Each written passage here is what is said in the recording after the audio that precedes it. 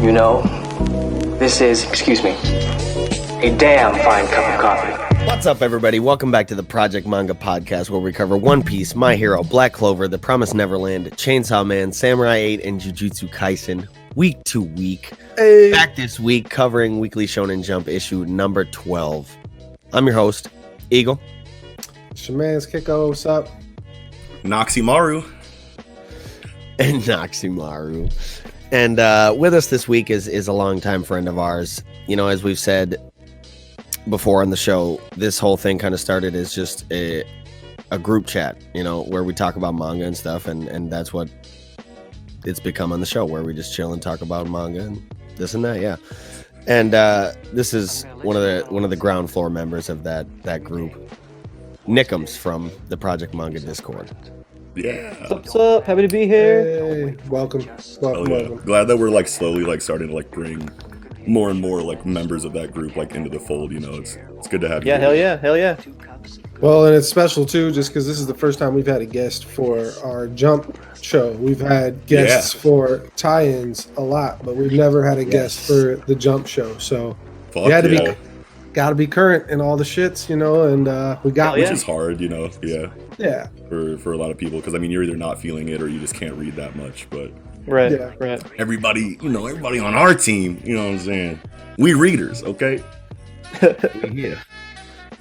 Hell yeah. All right. So, with that all being said, as always, we'd like to just say, visit the link tree in the description box down below, where you can find any and all of the links to our online communities, as well as any audio listening platform you'd like to listen to the podcast on. Also, links to support the podcast if you feel so inclined.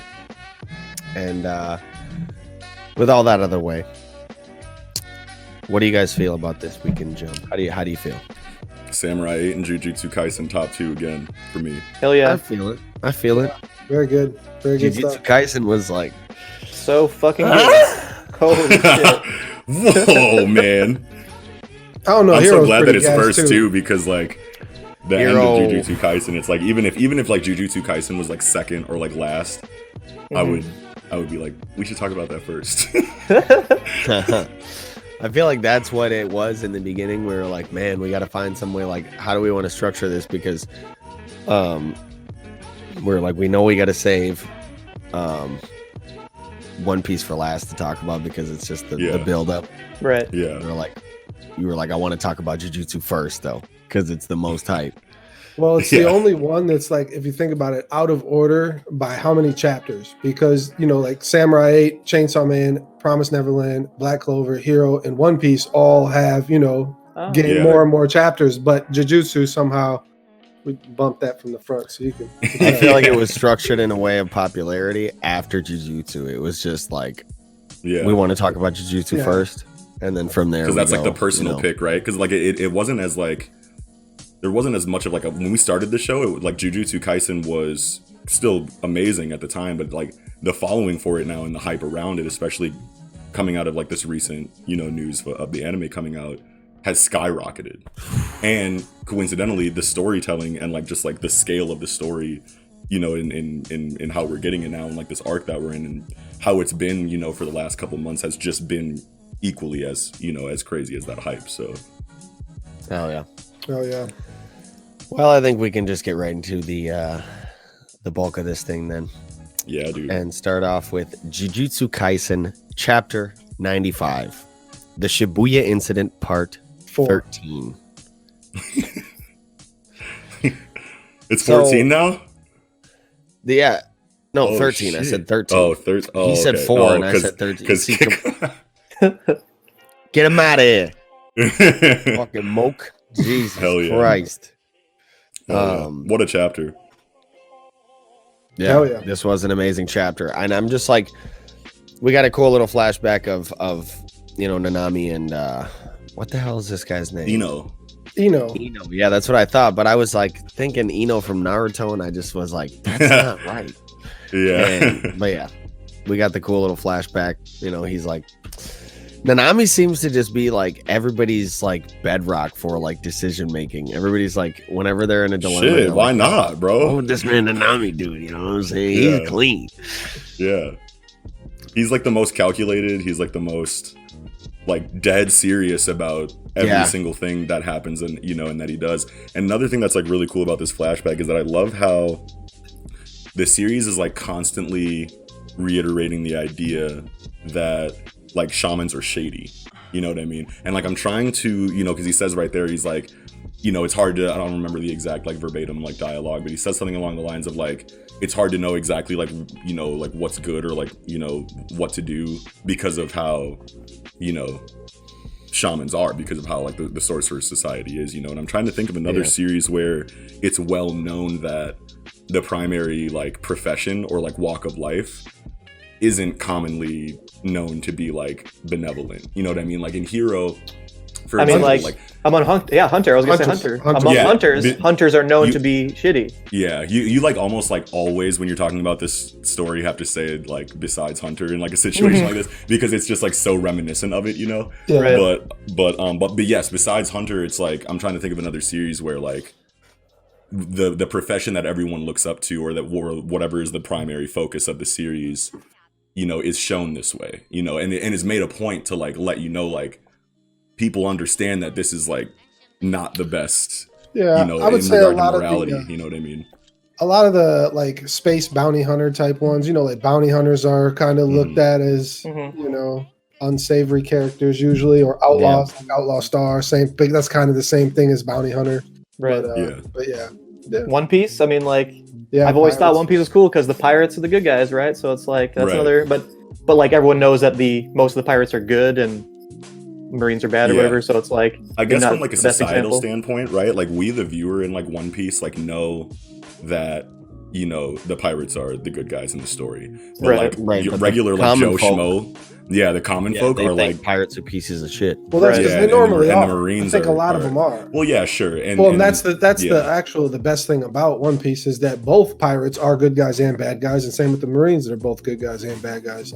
I really like that dynamic. But the general consensus in like the society is that the Marines are great. Sure. You know what I mean? And like even in Hero, you know what I mean, where you have mainstream like the news. hero.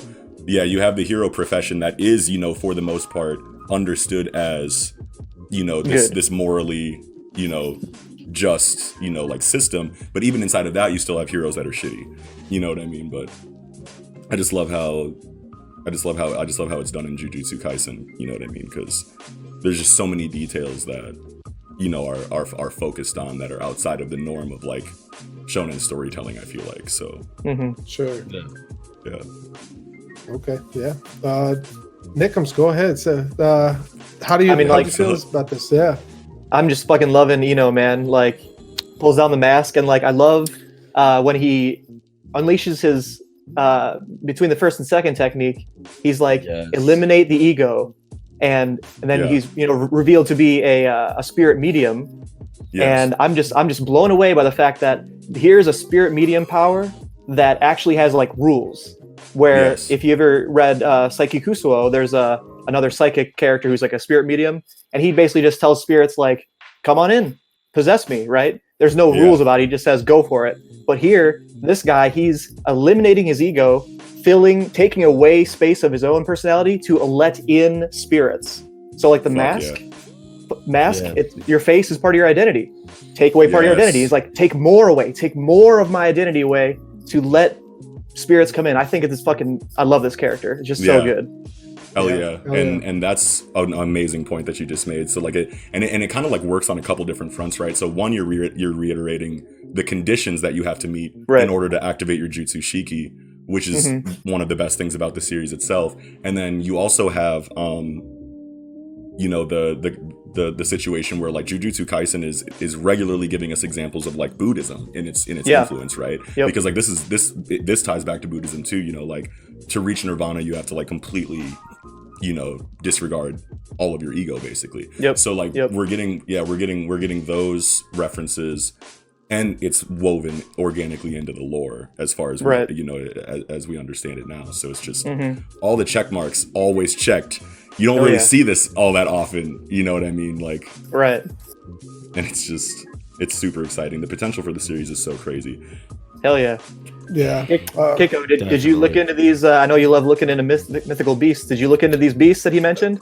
Well, yeah, and I already knew a few of them. Like, I mean, Right. like Kirin is, you know, like the chimera, like kind of. I think it's electric. when I looked into it, it said it was a giraffe.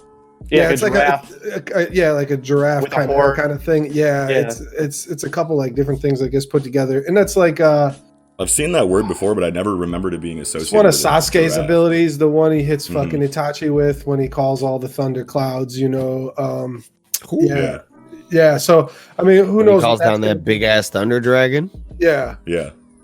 Yeah, that's kidding. I expected Reiki to be a healing technique, but it's not. Just because you know, what we know as Reiki, like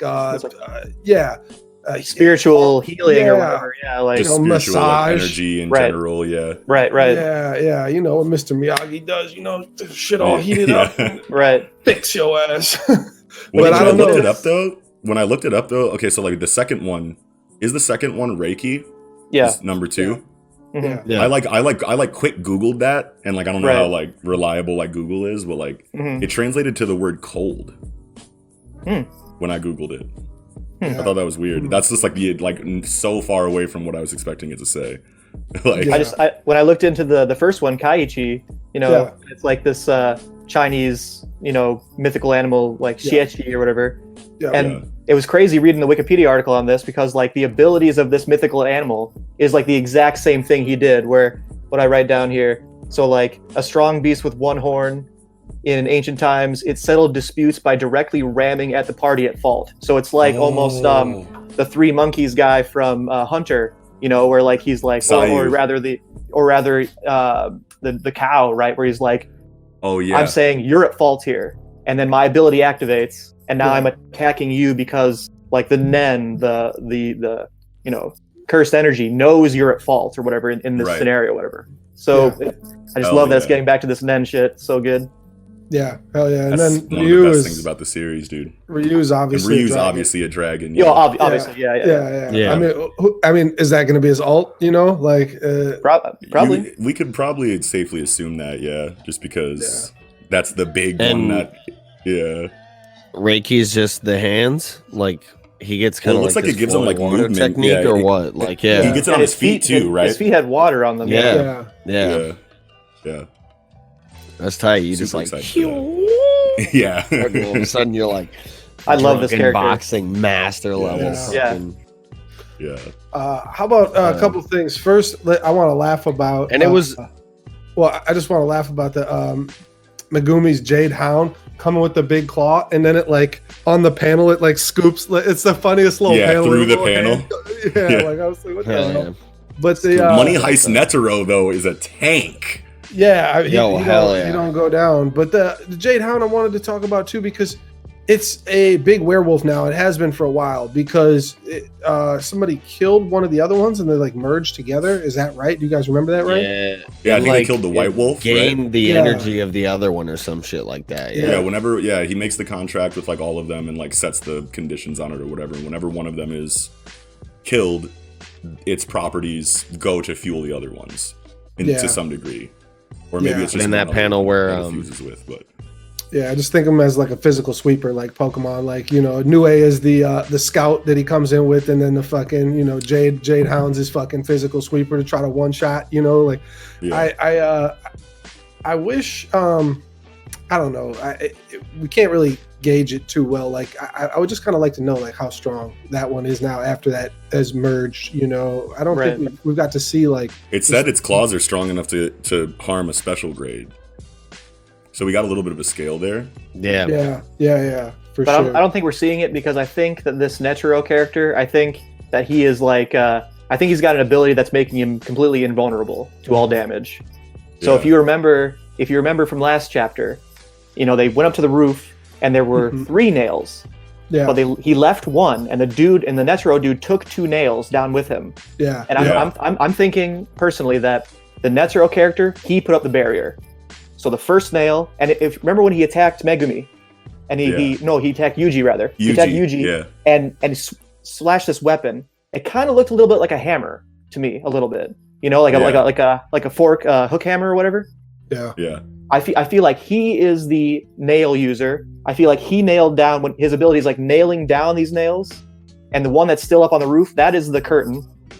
And he took away 2 nails, but what are those 2 nails for? I think one of them is to make himself completely invulnerable.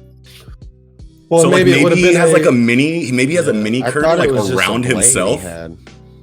It was very hard to see. Yeah, it was like a very quick. It was a very quick like slash kind of. Panel. But he's right. Like Nick is right that it looks almost very similar to Nobara, like how she swings like upwards, like when she's hitting nails. You know, like da da da da da. So I mean, I don't know. It could be and so if those 2 other nails were like a barrier, you know, like a physical damage barrier or whatever, maybe that would have protected those nails. You know, like protected the nail that is the catalyst for the, you know, or maybe. I'm thinking he took them out, and like maybe when he landed, he hammered one down or something. I don't know. I feel like those nails are very important. Why did he take them? And he wouldn't take them and remove barriers, right? Yeah. That'd be stupid as hell. Yeah. But if it was to power himself up, I think it would make sense for him to take him with him, perhaps. Well, maybe because we learned that you can like set conditions on the nails before you activate the barrier technique. Right. So like I don't think there's anything contradicting the idea that he could set a condition to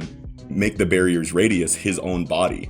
And he just has like a thin veil of a curtain around him because Yuji tried to punch through it and nothing happened. Right. You know, in the previous chapter, the first thing he did was try to hit that curtain and it didn't do anything. You know what I mean? Right. So that would kind of explain this damage that he's able to take here. But then I feel like once he starts using Jutsu Shiki, he'd have to dispel that, because how is his cursed energy going to get through the curtain? You would think that to offset that, there would have to be a caveat there that like you can't use, you know, cursed energy offensively while this curtain is around you. It could be, for sure. That, I feel like that would make a lot of sense in the lore too. But another question that I don't think we have seen him use it. What do you mean? Jutsu Shiki, he hasn't. Cursed energy, yeah. Yeah, he hasn't. He's literally just taken damage. You know, he's been taking damage. Right. Yeah. But another question I had for you guys, with like the little blade or hammer, right? Which is obviously outside of that. But that was a question that I had for you guys. Like, do you guys think that weapon is like augmented in some kind of way? Because like he hits Yuji with it, and like they make a point where Megumi is like, "You sure you straight, bro?" And he's like, "It's just a flesh wound." You know what I'm saying? Like, but is it though? Right. Yeah, exactly. I could see. Yeah, I could see it, because like if you did have a curtain as your shield, then it would make sense for the weapon that you could use, if that shield does block your offensive cursed energy, it would make sense for that weapon to be a cursed tool that's augmented in some kind of way that deals extra damage beyond physical strikes. You know what I mean? Yeah, that sounds good. Yeah. How about the fucking Ino comes in with the Muay Thai elbow and tries to, hits a little Mohawk guy, and we kind of called it, like kind of how this fight would play out, where Mohawk guys running around and Granny's, Pagawa Sampa, you Mogway find me job. But we never would have guessed what that chanting. Well, before we go into that though, did you guys before we go into that, did you guys get like a Hisoka vibe from that Netro dude's like quote about how like you guys' potential is crazy? Oh yeah. Great reasoning to kill you guys right now. Yeah. You know what I mean? Like I definitely did. Yeah. I figured that you guys would, and I just wanted to like lightly touch on that before I forgot, but I definitely like felt that there, but it's kind of like almost like on like the adverse of Hisoka, because like Hisoka, like if he sees a lot of potential there, he'll let that come out. Yeah, he wants it to flourish. Yeah, he wants it to blossom, right? Says, but like this dude's like, I don't know if he's saying future's full of much promise. Yeah, definitely worth killing. Yeah, worth killing there. So like the way that like I kind of like interpreted that, like I feel like you could say like it is exactly like Hisoka, and like you're just worth killing, but I'm not going to because I want to see that blossom. But it could also be the adverse, where he's like, you guys have way too much potential, I should kill you because you're clearly in my way type shit. You know what I mean? Right. But yeah, okay, yeah. Moving back into the grandma grandson combo here. Well, I mean, we could just go ahead and say that it's changing into Toji's ending, and which we need to obviously get more info on, but that's kind of what we've been saying, is that we feel like that they are tied to families, whatever. The part of the Jujutsu sorcerer fucking world that they're. Well, my first thought that I had when I read the chapter, the first thing that popped into my mind was that these people are affiliated in some kind of way with the Star Plasma cult, right? Because they're, like the last group that we remember Toji being affiliated with. Mm-hmm. He wasn't really affiliated with them, though, was he? He was just working for them. They paid him. He was a mercenary. Yeah, and that's like kind of what. So like they would have access to that body since Gojo likes to just leave bodies out for anyone to come swoop. Why? You know what I mean? So it's like if you're just gonna. The only problem with this story is that Gojo blows people up and leaves them there, and fucking Shoko never comes by and chops them up. I don't think it's a bodies thing, because if you remember, like. The grandma and the grandson, they turn to each other and like, oh, do you see that dude? Do you see what he's doing right now? Yeah. And she's like, oh, I see it, because they're also spirit mediums, right? She is taking a dead spirit from the spirit realm and putting it into the grandson. Yeah. Because they're using the exact same technique, I feel like, but Ino is summoning magical beasts and they're summoning dead people. Like necromancy, like necromancy, like evil spirit, evil spirit energy. The first thought that I had when I saw this technique that they use that we don't get an actual explanation for, obviously, but when I'm looking at this technique, I'm like, okay, so she hits a prayer, he pops a molly, and then all of a sudden he's Toji. You know what I'm saying? So I'm the first thing I thought was Edo Tensei. Just because that's what I'm I like drawing, I like you would I thought that at first, but then after I thought about it for a little bit longer, I was like, well maybe it's just Toga from My Hero Academia. Mm-hmm. You know what I mean? Right. But with more conditions because it's Jujutsu Kaisen. You know what I mean? Mm-hmm. He has the DNA of the person he wants to copy the attributes of. Yeah. Or he wants to resemble, right? And then he consumes it after she loads it with her cursed energy. Right. To meet the conditions to activate the ability, because you have to an ability like this, you obviously have to split between two people and have mad conditions for, because this is busted. If he really is Toji, and you could totally tell too, because he was getting hit by the Kaiichi, and then as soon as he popped the pill and got Toji's stats or whatever, he caught him. So he was on defense before, and now he's a little bit more in control of the fight, and that we could assume is because he's getting Toji's stats there.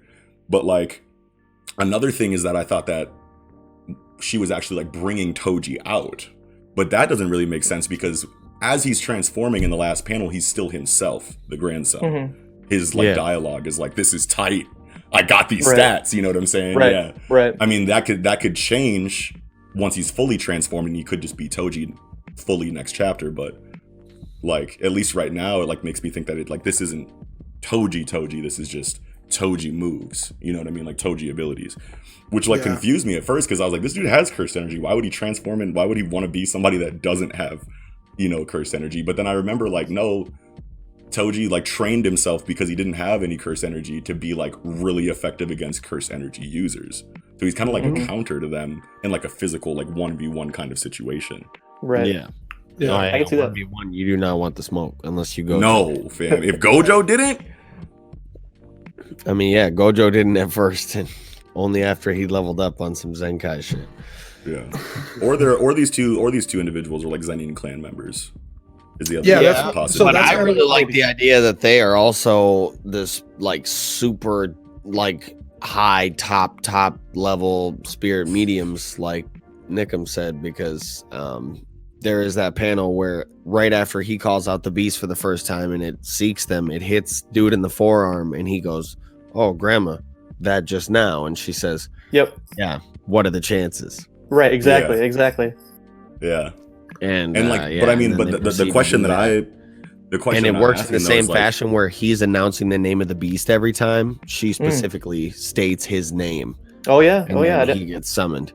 I didn't notice that. But Noxie definitely meant, I think you have a good point that whatever he ate, obviously what he ate had something to do with the ability. So his blood could have been on that. Something from Toji could have been on that for sure. Yeah. Right. And so I'm asking the question, how do they have access to this DNA of Toji's unless they're affiliated? Well, it's like you said, he just left them there to die. Yeah. It could be that. Then it could be the Star Platinum But then that also makes sense as to like why, that also makes sense as to why Brain, or Geto, like, because I don't think that in like the premature death, like hidden inventory, like flashback, I don't think that we got confirmation that like we saw that panel of Geto looking down at the Ouroboros like curse that hides all of the curse tools and shit in it. Like we saw him looking down at that, but we don't have like a confirmation that he actually like claimed it at that point in time, right? No. Like we can assume that, but like it probably is what happened. But like I'm just trying to make connections between like how they had Toji's DNA, how Geto like got this cursed, or this Ouroboros curse, you know what I mean?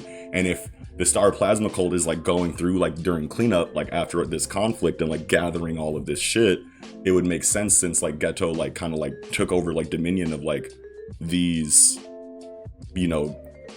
organizations like after coming into power, that he could just pull up and be like, let me get that curse, like, or whatever, you know what I mean? But right. Yeah. I'm just trying to draw connections with like very little information.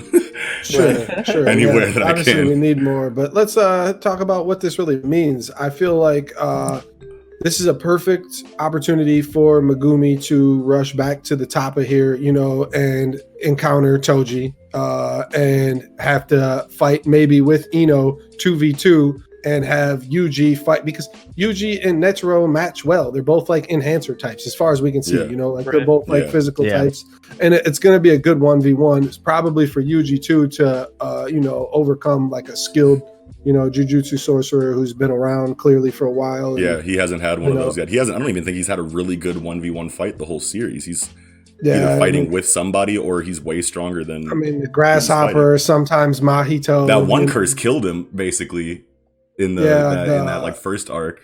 The brain head thing or whatever that was. That kind of looks like a Nomu. But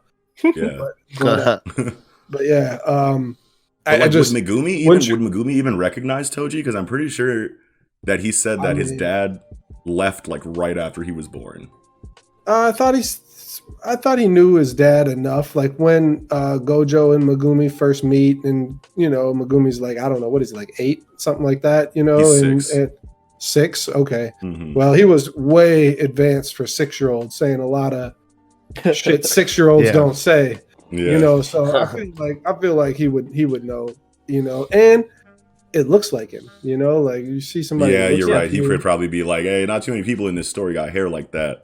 Yeah. Like it's like the hair design is like the obvious link there. Or one of the characters can just say the name, like, oh shit, I can't believe I'm fighting Toji Zenin right now, and then there's going to be an obvious connection there. Yeah, absolutely. Yeah. Well, and these people can just, explain, like, oh, we're from the Zenin clan, or, the typical manga, we're going to tell you the whole plan type shit. Right. Yeah. But yeah, that's all I got. That's a good chapter. Yeah. Yeah, this was a great chapter. Yeah. Best chapter of the week, in my opinion, for sure. Well. Yeah. Yeah, I probably have to say that it is too, just because my favorite character is back in the story, which I knew he'd be back some kind of way. Okay, I don't know. I think I verbally said it on the show. Okay, I don't remember exactly what I said. I definitely didn't call anything close to what's actually. I don't remember what I said, but I kind of. But no, I swear somewhere it's documented that I said this motherfucker will be back. Okay, but yeah, probably best chapter of the week for sure. I think I agree there. Yeah, chills gas. Yeah. Well, with that, then we can move on to Samurai 8, chapter 38. Anne and Hachimaru and Goku. This chapter was beautiful. It was a fire cover to start out too. I don't know, man. I'm not digging the fucking soap opera like drama. Well, let's talk about it, okay? Because it's fine. I mean, it's a necessary like developments between the two characters, right? But it does seem like a little much, a little soon to me. But here's my go ahead. Actually, Nick, and a lot of it is too like I hate Goku because I hate just like Rico Suave motherfuckers that are like it's clearly something going on between Anne and Hachimaru, right? And they're trying to build their thing, and he wants to come in here like, I'll cook for you. You know what I'm saying? Oh, I think it's a lot deeper than that, though. You know, I think it's different from that too. Oh no, man. I think it's definitely a lot different than that. But I I want to get Nick's thoughts on it before like I go into mine, because I kind of have a lot to say about this chapter. So Word, yeah. I mean, like, yeah. I don't think this love triangle thing is going to go on very long. I think it's already almost being resolved. Yeah. I am very curious, like, why they're pushing this. Oh, brother, like you're like my brother to me thing. I'm very confused at why they're going this route. I don't know what they're going to get out of it exactly. But I just love Goku. I think he's a great character. That like, fuck yeah. I still don't know if he's good or not. Yeah. Even after this chapter, I just feel like the first thing he said, in the chapter was, "Oh, it's amazing you can find the locations of the others. It's amazing that you have the exact ability we need to, betray you and use you." You know what I mean? Yeah. And it's like, but is he a good guy? Like, he's just like so beautifully drawn, like, and they're setting them up to be rivals. So I feel like he's going to be a long-term character. Yeah. So I don't know if he's going to be like a good guy or a bad guy. I really like him as a character. Me too, 100%. But I mean, like, probably might turn and be a bad dude. Who knows? I would hate that. I don't know if I don't want to say that I would hate it, but like I would be really disappointed, right? Because like the writing in the series, like lately, and like in this chapter especially, says a lot to those who have been like really verbal about their criticism of Kishimoto's storytelling quality, you know what I mean? And like I'm one of those people too, you know what I mean? Like anyone who knows me, and like even anybody who's been like following the show for a while can like kind of tell that like I have issues with Naruto and like what they are, you know what I mean? Mm-hmm. But I think what I love the most about this chapter, and just like Samurai 8 in general, is like how much attention is paid to fleshing out like exactly what it means to be a samurai in this series. You know what I mean? It goes beyond training, it goes beyond discipline, it goes beyond patience, whatever we usually hear about, perseverance, whatever we usually hear about in like samurai stories. It goes beyond that, you know what I mean? And it should, because there's another element there. And obviously it needs to be, a unique, series, as much as it possibly can. And you could just tell that there's a lot of like love and like forethought, like in this series that Kishimoto, like has for it. And you're seeing it a lot, like especially in these recent chapters, right? Like watching like Hachimaru and even us as the reader learn all of this shit as Hachimaru is like met with the hurdles that address his shortcomings in all of these areas on the road to becoming a samurai. It's such a brilliant way to give us this information, right? Because Hachimaru's sitting here like, I'm getting information from Fudomio. Oh, I got Daruma. I'm already like cold-blooded at this video game. Like it seems like he's got everything going for him. And then here's Goku, who is just like, just better than him in all of these areas that are, that are personal to Hachimaru and his relationship with like Anne. And like it's kind of like reinforced, like what I'm talking about is kind of like reinforced like in like a subtle like meta commentary like kind of way by like Daruma and Hanaichi, when he says you got like a really good apprentice here. He's exactly what Hachimaru needs right now. Yes. You know what I mean? Yes. It's like kind of like like a meta commentary there, like saying like, check it out, viewer. Right. Hachimaru like sucks as a character. Right. This character is gonna give him the development he needs to be that a good way. Character. If I can jump in that way, I feel like Goku can't be bad because Hachimaru thinks he's bad. He's obviously portrayed to potentially be bad, but to give Hachimaru the lesson that there's more to being a samurai than what he thinks, Goku has to be good. I feel like. I think it's very, very likely he's a good guy, and he just seems like a shitbag because he's hitting on Anne, right? Like, can't do that. Right. And these are things that like make sense for Hachimaru to feel and interact the way that he does with this situation, because one, we just got a couple chapters ago that his charisma is 0. So like he's like there's like an explanation for like a lot of these character faults already. 2, like he was a shut-in, like disabled kid that only ever talked to his dad. To machines.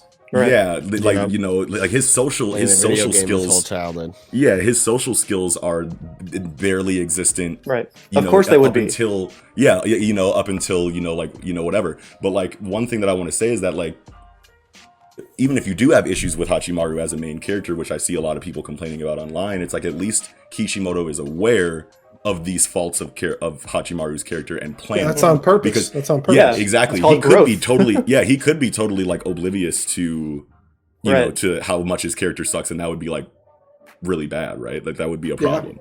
But like we are seeing in the lore that it's being set up this way so that we can watch this development, you know, from start to finish in a really satisfying way. Right. Yeah. And I love how, you know, like, oh yeah, and they're also reiterating another, you know, theme of a couple chapters ago, and they're talking to Fudomyo about like your perception of the world around you, right? And how like you need to see things for how they really are. We're touching back on that, and like Hachimaru's issue is that he can't see what's actually happening around him because he's immature and he's like blinded by this jealousy of Goku, right? So, which goes back to that confirmation that Daruma and Hanaichi have, where they're like, this guy's gonna show him what he needs to do to get, you know, through that shortcoming. So it's just really cool that there are obviously so many things that have to go into becoming a samurai that are being paid attention to and focused on in ways that are going to show us that Hachimaru's growth and development is so far beyond just the physical aspect of being a samurai, because it's really easy in a story like this where like characters are fucking planetary right away. Like this could very easily turn into like a meathead manga. You know what I mean? Yeah. But like Kishimoto makes a point to say there's a lot of depth to these characters and how they interact in this samurai system. And you're going to be here to see it all happen.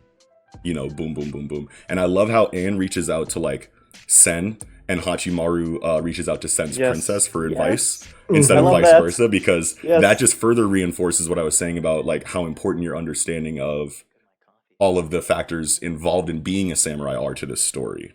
You know what I mean? So like there's just a lot of amazing things that Kishimoto showed us with his storytelling skill and precision in this chapter. And that's why like I want to put it as my number one chapter of the week, because like for a series that's being shit on constantly from a writer that is like known, you know, at least over here in the West as like a kind of a shitty writer, to like snap this hard, you know, like you know, in his composition of this new story is just so satisfying, and it's like amazing watching this like underdog story like you know unfold. Well, I was just gonna say that the beginning of the manga isn't Kishimoto's. That's not where he struggles though. So like I won't. You know, the Naruto is great for a long time. You know, and then falls off. But yeah, like just the problems that people have with Naruto, like female characters and, you know, continuity, you know, and shit like that, I feel like are being addressed first and foremost in Samurai 8, and it's showing like self-awareness on behalf of like Kishimoto, that despite his success, he can still see what his weaknesses were in his previous work and actively make a point to be like, I'm better now at these things that you hated about me before. Yeah. Oh yeah, definitely. He's definitely progressed as a storyteller. That's no question about that. So obviously, go ahead. No. You go ahead, because all I was going to talk about is kind of trivial stuff. But you're still piggybacking off this, so go ahead. I was going to say on the flip side, from Kishimoto improving in writing, the art of this chapter very good. I'm really digging how well Goku is drawn. I'm really digging how good Hanaichi is drawn. And there was that one panel of kind of overlooking the city.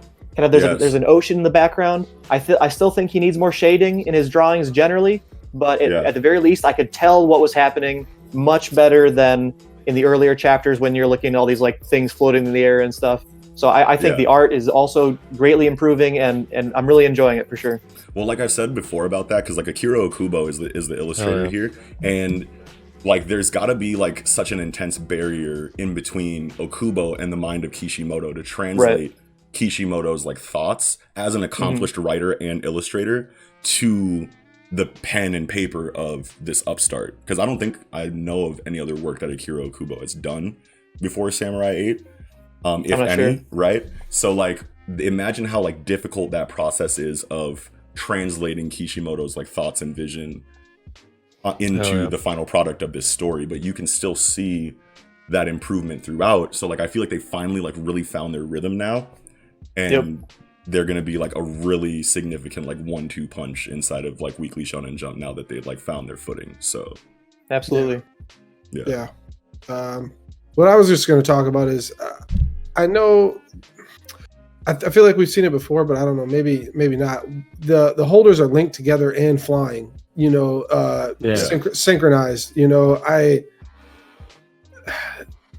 wonder, can like holders absorb each other? and like, you know, because Atta's big ass fucking dragon, you know, like maybe that's it looks like it might have absorbed a few of them. yeah, Right. oh yeah. I mean, that one is so big. It has looks like a city on top of it. You know, Yeah. and like I that think Gundam that's- is big as fuck. Yeah. Oh yeah, for sure. So I mean, I don't know. I want to see. I want to get that info, but that's, you know, probably down the road a ways, since we're kind of focusing on this the charisma portion of Hachimaru, which and you know, our beautiful rainbow infused space shark here wants Hachi to see her for who she is and not what she is, and it's really good to, I don't know, just have Hachi try to like verbalize like, that's not really how I feel. Like that's not, and he can't really get it out. He can't, you know, he's just not good with the words. You know, he's not good at conveying his feelings. He's not very articulate, and he can't, you know, because I don't think any of us think that Hachimaru is, you know, shallowly looking at N as only as the thing that can make him stronger, because I don't think Right. but that's what Anne is thinking, and that actually is, I feel like what was really good about the storytelling, that actually is pretty warranted, I think, so far. You know, because especially when they're talking about like, I saw the connection that you two guys had in the last fight, you know, and you guys really got something special, and you know, you see that Anne was giving it her all, praying because she's bleeding from her nose and stuff while she's praying and stuff. And and Hachimaru is just receiving a prayer. Exactly. And he's just out there on his own doing his shit. Him and Dharma were up there fighting and all that. And you know, I mean, I feel like it's a pretty warranted, like fair, valid feeling from Anne, that she might think that I'm only here because I make you stronger. You know, and I love the like depth and like complexity in their thought processes when thinking about this situation from both of their point of views, right? Because it could have just been, you know, really flat, like this is how princesses are supposed to think, so this is what Anne thinks, this is how samurai are supposed to think, so this is how, you know, Hachimaru thinks. But there's like a very real, you know, like human, you know, like layer, you know, to their personalities, you know, in this situation and how they interpret, you know, this information that they have about each other, you know what I mean? And that's why that conversation was so good to me. And also, that's just like more of like what I wanted to say about like Goku's character, right? Because Eagle was talking about how like he doesn't like Goku for like this and for that, but I feel like underneath all of this, it's showing like two opposites, right? Because Hachimaru has everything that he needs to be the best character in the series. He's a true key. He has a princess. He has the best samurai teaching him, and he became cold-blooded at the game that teacher made him to just be like the cookie cutter guide to being a samurai. You know what I mean? And plus he's got Fudomi O in his corner, and Goku over here is obviously, you know, got a lot going on for himself in all of these areas that Hachimaru doesn't, but he doesn't have a princess. I mean, he's got Hanaichi, but like, do we know for oh well no, they did confirm that he was an apprentice of Hanaichi, but like still, you know what I mean? I feel like Goku is definitely going to be a good character, and Hachimaru is going to help his growth just as much as he's going to help Hachimaru's. And I feel like this love triangle dynamic that was introduced in these last couple chapters is just like what needed to be the catalyst for this like start of Hachimaru's developments in all of these areas outside of the physical in his training, because of the fated, you know, princess and samurai like relationship dynamic in the series. So obviously, if you're going to create a hurdle for Hachimaru to grow personally, you need someone who's going to like competitively outshine him and invoke jealousy in him because of his princess. And speaking of fated princess, you know, competing, can we just take a moment to admire that fight and the slash Goku, what was that about fate, son? Yes. Slash. I was like, oh yes, so good. The big one shot, knock you down a peg. Immediate. Very good. I like that a lot. Away. No wind up. No wind up. He's just cut in half. No. Yeah, and we can at least settle this here. I'm gonna get this man on the battlefield. He's at yeet. Yeah, and you a Dharma's shit stain. Hachimaru's not seeing his true opponent. Like, I wonder what that means. That Dharma says to Hanaichi, like, you know, Hachimaru is not seeing his true opponent. Is it The way I himself? interpreted that is that he Himself. thinks that Yep. the way that I interpreted that is that he thinks that the problem, the opponent inside of Goku is how much better he is at these things that he's showing he can do.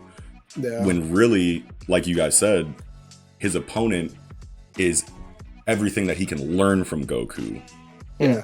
Definitely. outside of just like Makes this guy sense. is better than me in these ways, and that's problematic. His Or is issue it that, is like, that he's not seeing what he can learn from Goku. He's Right. just seeing that this motherfucker is trying to step on my toes. Right. So yeah, his Because the opponent true really opponent. is himself. Atta. Yeah, like you said. Well, I was saying it's Atta, right? Right. Oh. Like Yeah. use Goku as a friend. Like we already teamed up. Like why are you fighting this guy? Maybe like it could also Yeah. be himself for sure. I mean, Yeah. Hachimaru has a lot of barriers, to overcome Yeah. for sure. Sure. Yeah. Yeah. That's all I got. Yeah, we Yeah, can that's go. all I That's all I had. That's all I had. With that, we can move on to Chainsaw Man chapter 58, Yutaro Kurose. Fuck yeah. And man, what is with Fujimoto and car crashes, man? I swear this That's his thing right person is just just left and right car crashes. This dude's like, hey, you smashed into my shit. She's like, Halloween. Halloween. now. Yeah. Yeah. So this is really cool. We're getting a bit of Kurose's background to get that was like really cool. And it's I crazy love how that. much like it's crazy how like much like Fujimoto can make you care about literally any character, right? So like I don't know very many authors that can introduce a character as a serious threat, then turn them into a complete joke, and then such a likable character in the span of like a couple chapters. You know what I mean? All I can think of is Oda. I've had like yeah, exactly. I've had three or four completely different opinions of these Immortality brothers yeah. from their introduction to this chapter, and Mhm. we've seen them like that many times. You know what I mean? And I don't know. His storytelling precision is just crazy for how like wild and random this series can be, Mhm. and it makes me feel like he like kind of like does it like I don't really want to speak for him because I don't know the guy, and I don't, I'm an American, but like it just feels to me that like what he's like doing is like here's the outward like the veil of like this series to catch your attention and like make it like seem like this is like a whatever, but then like underneath all that, I'm a cold-blooded ass writer, bro. You know what I mean? Like this isn't just heads flying like gore, like funny shit. Right. Like I'm dead ass serious about this fucking author shit too in the background. I'm gonna behind knock all your this socks shit. off. Yeah, you know what I mean? And it's just cool, like that I feel like at least right now that I have, kind of a gateway to the mind of this author in these like little subtle, like ways that he shows us in his story. Yeah. I totally agree that the Kurose imposter portion of that, the middle portion of the chapter, was just phenomenal writing. I that was my favorite part of the chapter. I just loved it. Was like amazing visual storytelling, right? Like whoever I guess Kurose's old buddy is like, didn't you get a hotel? And then one panel, a hotel with police outside. They didn't explain anything about anything, but it's Yeah. like, okay, something went wrong with that. Yeah, no, it didn't happen. Just like I just love Yeah. that visual storytelling with that bit of the chapter. Just Yes. so good. Yes. Fuck yeah. And then getting the Quan Chi. Is that Yeah. how you pronounce that, right? Yeah. Chuan. Huang Chi, So like Huang Chi. So like we're getting like a little bit of like insight into like her situation too here, because obviously this is like mind control that's happening here, like a Jedi mind. You think trick. so? Well, Yeah, like, I- because the dude is like, what the hell? You smashed in my car, bro. Like, what's up? Like, what we gonna do about this? And she's like, Halloween. And he's like, yeah. Halloween. Oh, the Halloween girl you're saying is mind control. Yeah, well, I mean, like, obviously these are all her, like, she uses these, like, their relationship. I'm just saying, can who be fleshed out do in a you think completely is different mind way controlling? Who do you think is mind controlling who? Well, you I think think that Quan Chi is mind controlling the girls?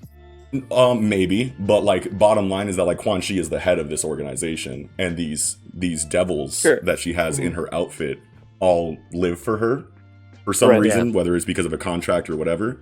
But like that brain zombie devil has some kind of mind control ability of her own, Okay.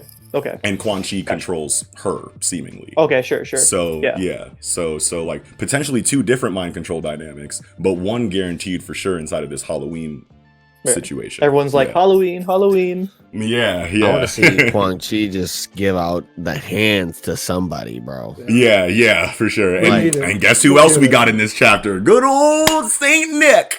Oh my god. Saint Nicholas.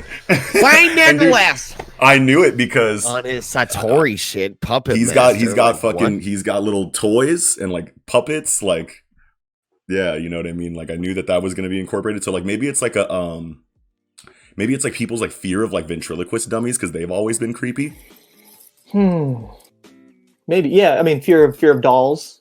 Yeah, you know, like just like creepy dolls like Isabel dummies, or whatever. Yeah, like like I feel like that's like common in horror storytelling that you'll have a possessed doll.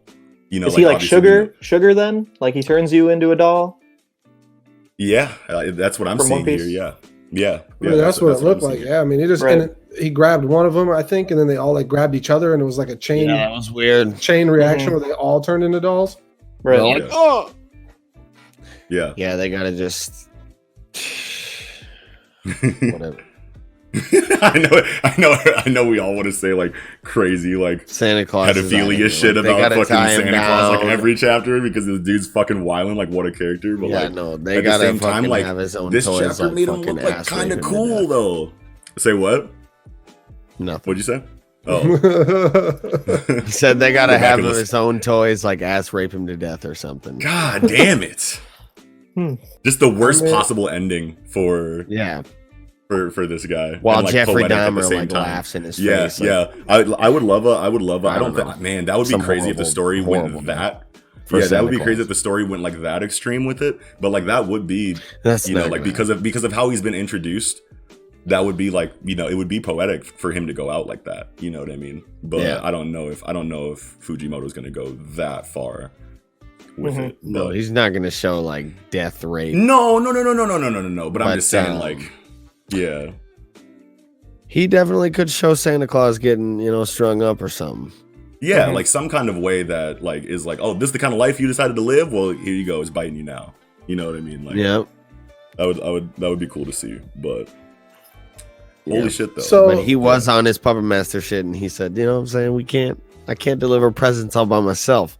So is he going to be sending these people in to kind of do, not do the dirty work and do the job, because obviously they're regular people, but like you can get them in more. He's a necro from fucking Diablo. He just keeps summoning skeleton things and they just run and tank shit while he fucking, free casts in the back line. Something like that's going to happen. Yeah. Maybe. I was thinking that, or like, I don't know, maybe he like sends them in and they get blown up, or there's conditions set on his ability to wear. There was, exploding corpses. What was that? Well, in Western comics, there's a storyline that I remember from the Ultimate Universe where Magneto takes over the world. And Jamie Madrox is the multiple man. He's basically twice from My Hero Academia. And I don't remember exactly whose planet it was. I think it was Magneto's. But he was sending multiple man clones into like highly populated areas and suicide bombing them. You know what I mean? Because obviously those clones can die and multiple man is not affected. But that's just what comes to mind right now.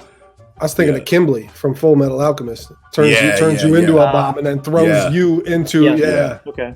Yeah.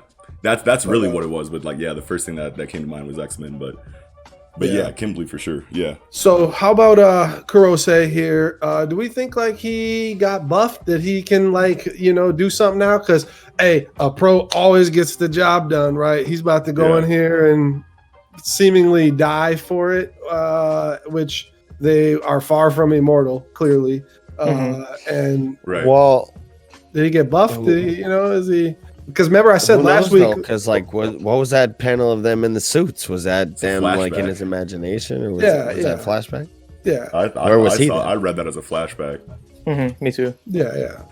But that's just like from his perspective, first person point of view. They're looking at him, maybe. Oh, true. Yeah.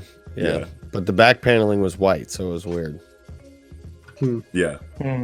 Yeah. But that's a good question though, Kiko, because like Well, remember I said that last week. I said like, hey, that even though he's the timid one, maybe he's the one who's been the strongest of all, the whole time, and just has to have bad things happen to his brothers in order for him to activate. But they've never been killed like this. I don't know. I think so. Maybe this traumatic experience has like kind of like woken him up, and like so now he's gotten like kind of like Canute style development from like Vinland Saga. Sure, yeah. I mean, well, and I was kind of thinking more of just that this is a condition for him to activate his ability or whatever it is, where like his brothers take some kind of beating, like they're like his frontline tanks, and then once something they get injured X amount. He, his abilities raise and he can use his power. Oh, like fucking Megumi and his fucking Shikigami. yeah. So it has to be something like that. Otherwise, he's just coming in here to get wrecked in one shot, right? Like, what was all this character development for if he's not good, right? Like, he's not gonna, like, I feel like it would go to waste if he just comes in and gets actually formidable after, in some. He has to be formidable, right? I don't know if they do, because like he wasted a Comedic character. relief. Comedic relief, exactly. Wasted a character with fucking power driving a car into a guy. Like, I don't know, like they could have built this up, had a nice little middle chapter between two big boys, and middle chapter of some nice writing, and you feel for the guy, and then he's gonna slip on a banana peel and break his head open or something. I don't know. That could happen. Yeah. I feel like, but though, like, kind of like going, like off of what like Kiko was saying, I feel like I would like it more, just based on what I know right now, if he actually did become a little bit more capable and actually like did do some like serious things. But at the same time, I think it makes sense then with the three, right? Like you have the Quan Chi, him, Santa Claus, right? Like then it sets them all up together as the big three. Yeah. So I can totally see. But then you also have the nail guy. Yeah, Kolka. Yeah, you also have the nail guy that needs to stab him one more time to activate the contract. Oh yeah! Wow. Okay. Yeah. So like, I'm thinking that it could just be like a big battle royale between these four, and Denji still is just like none the wiser of these assassination attempts, and so like you get the slapstick humor there. Right. But Sure. Yeah, but like there's the mystery. Who is the mystery character who killed the second brother? Do we know who that is? No, he's a devil hunter though. He's part of the association or whatever. You think so? Public Works. Yeah, because he was already on Denji's squad. Okay. Yeah, he's in his security detail with the white jacket. Yeah. He's the friend, right? He's just like the friend of the guy who said, "Don't eat that contaminated food that you dropped on the ground," right? I don't think he's the friend. No. Okay, because we were talking about how random that glasses, was. right? No, but I hated that we you're introduced him as. Remember, I was pretty mad a couple weeks ago when they're like, "Hey, this is my friend, and he's just gonna hang out and do some devil hunting work," even though he's but that's not the guy in the white jacket that killed one of the brothers. No, that character. Okay. Yeah, those are different. I'm pretty sure those are different. Yeah, you're right. He was introduced. Yeah, you're right. The guy with the white jacket that killed one of the Immortality brothers was introduced as a serious, like devil hunter. Security dude. Yeah. Okay. Yeah. And then how about this? It makes sense for we're talking about a battle royale between these bounty hunters or whatever. So Quan Chi, or she has 4 dolls, seemingly, whatever you want to call them, and Santa Claus summons dolls. So that would be a good 1v1 where you can have dolls, her 4 dolls, basically fighting a mob of, summon whatever, and then Quan Chi can just go beat this fucking Santa Claus face into a fucking puddle on the fucking ground. Yeah. Hopefully, but probably not, because he obviously has. He's got more of an army though. He's got more reach with his dolls. And he has other abilities. That's not his only shit. There's no way you get away. And we have no idea what Quan Chi's actual true ability is. No. Yeah, and so they both have something that we need to see. We know that Santa Claus is like the scariest. Everybody was like, man, if Santa Claus, hopefully his old ass died, but if he didn't, that's the one to be scared of, not Quan Chi and not fucking Kolka and not fucking Immortal Brothers. We're supposed to be scared of Santa Claus. So hopefully Quan Chi, and I would like if those two fought, and it was actually like kind of like a full power fight between two, high end devil hunters. Yeah. Whatever happened to what's his name with the white hair and the scar on his cheek? Man, everybody's got a scar on their cheek on the scar. I know that this scar across Kishibe. This scar across the nose is like super common. Oh yeah. Yeah, we talked about that. Yeah. But I'm talking about Kishibe. Yeah.